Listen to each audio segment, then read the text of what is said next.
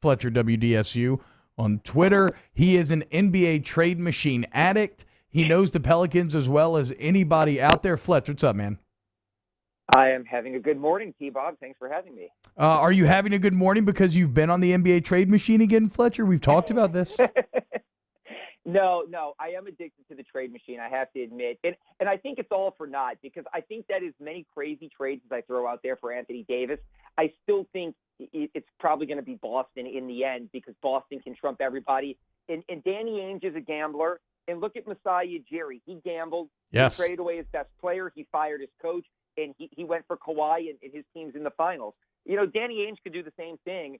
So while I love to talk about the Nets and the Clippers and the Lakers and 3-team deals, my heart of hearts tells me that it's going to be probably the Sixers and not nearly as complicated as the Celtics and not nearly as complicated as we all want to make it out to be. Yeah, the Toronto example is pretty spectacular because I was among the crowd kind of questioning that move. Like, this is very bold from a team that was very good last year. And look, it paid direct dividends, leading them to the finals. The first NBA Finals game going to be played in Canada tonight. So you still think it's the Celtics there, Fletch? With the stock of Jason Tatum taking a hit, the kind of unsure future of Kyrie in Boston, like what does a Celtics deal do you think look like now? Let me say this. For the people, Jason Tatum definitely did not have a strong playoff series. But I'm looking at his body of work, and this is the difference between David Griffin and Dell Demps. Dell Demps signed Solomon Hill to one of the worst deals in NBA history, and Solomon Hill's contract is an albatross right now. Dell Demps, when he signed Solomon Hill, talked about how amazing he was in one playoff series. So Solomon Hill got a bad deal for all practical purposes based on one great playoff series that he had with Indiana. That's bad management. That's bad decision-making. Good decision-making is looking at Jason Tatum's first 2 years in the NBA. As a 19-year-old, he was fantastic. This season for the Celtics, with a crowded roster, he was still a good player. He's 20 going on 21.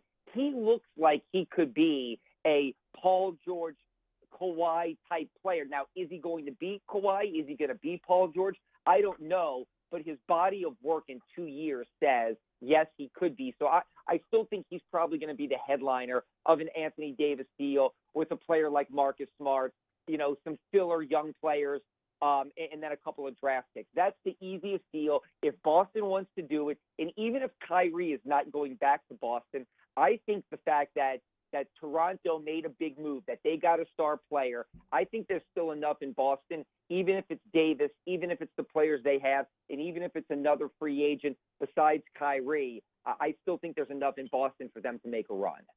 And, okay, so if Tatum is still kind of the centerpiece of the deal, what do you think surrounds him? A couple first-round picks? Is Marcus Smart involved in that? Hayward? Yeah, what surrounds him? Yeah, well, let me say this. The easiest deal, and the one that I think would work best for the Pelicans, would be Jason Tatum is the headliner. He's 20 going on 21. He fits Zion's timeline. Those are your future guys, Zion and Jason Tatum.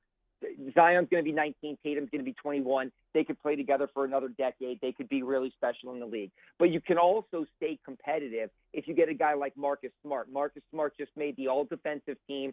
Drew Holiday was second NBA all-defensive team, first team last year. Should have been first team again, sorry.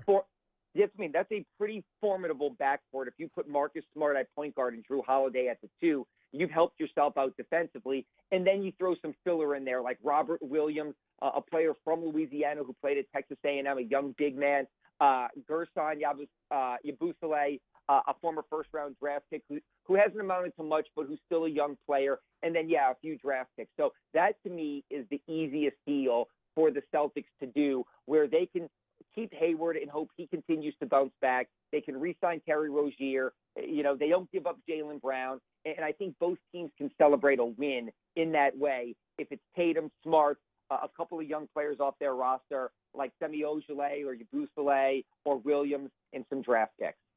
We're talking to Fletcher Mackel, sport taker for WDSU in New Orleans. So what is do you have any insight as to what the team is thinking? Let's say that trade would go through. So Tatum suddenly here as well now. Like you said, a very young team. What does that do to the team's thinking concerning Drew Holiday? I'll say this. If you can get a player like Marcus Smart, I think you've at least calmed the Drew Holiday trade rumors, because that's a great question, because we are not talking enough about Drew Holiday's future. Yeah. Obviously, we've talked about Anthony Davis's future, which is critically important to which path this franchise goes down. But what people aren't talking enough about is Drew Holiday's 29 years old. He's coming off the two best seasons of his career. First team All-NBA, second team All-NBA. He's one of the most complete two-way players in the NBA.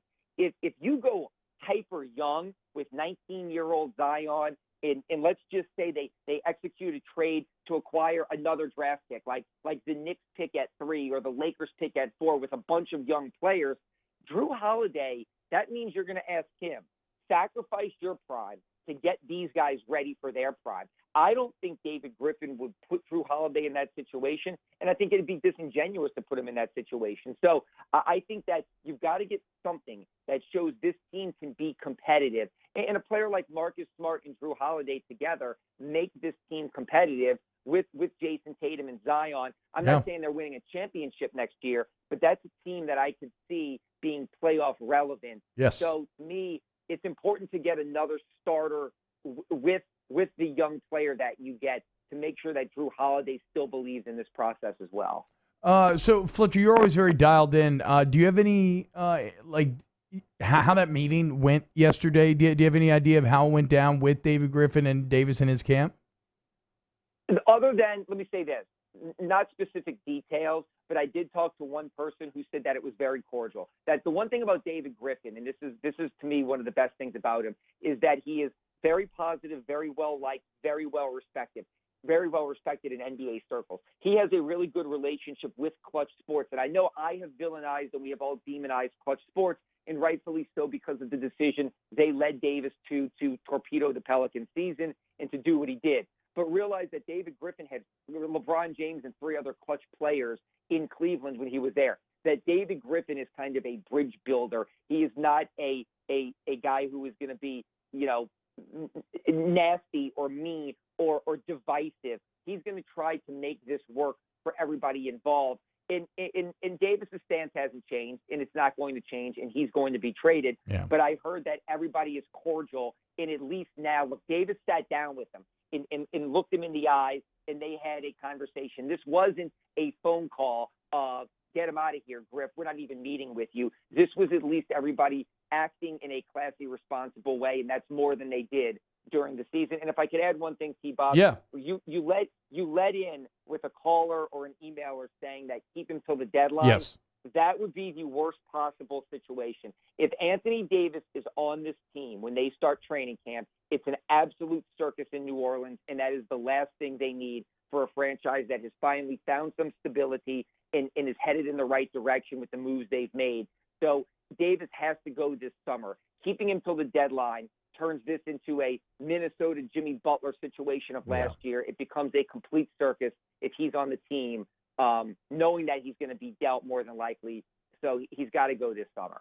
Yeah, and Fletcher, you talked about demonizing Rich Paul. Look, man, it's not just New Orleans people that are doing it. Did you read that Lakers 2.0 article on ESPN.com? Because I thought that Rich Paul looked awful on the other side of that article.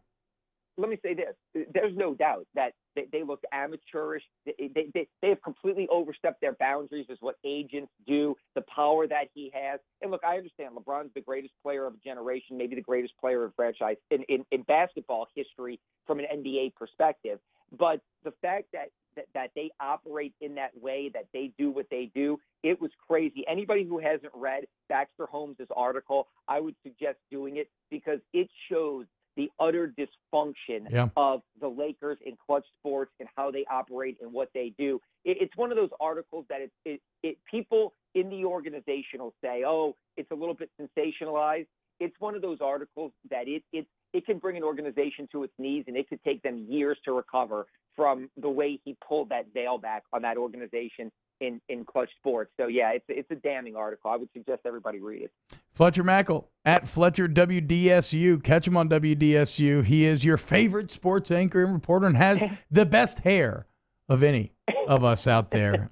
Even better than his twin brother. I saw Travers, I saw the Mackel Maine account getting a little jealous of you on Twitter there, Fletch. Nice work. Thank you very much, T-Bob, and thank you for the kind words. But I know Sharif Ishak, my colleague, is still your favorite, your buddy, your favorite sports person in New Orleans. But I don't mind being number 2 if Sharif's number 1. No. Look, y'all are, who wants to choose, right? Y'all are 1A and 1B. Sharif just has great picks. That's all he's really got going for him. All right, Fletch, have a great day, man. All right. Thank you, T-Bob. When we get back, wrapping up hour number 1.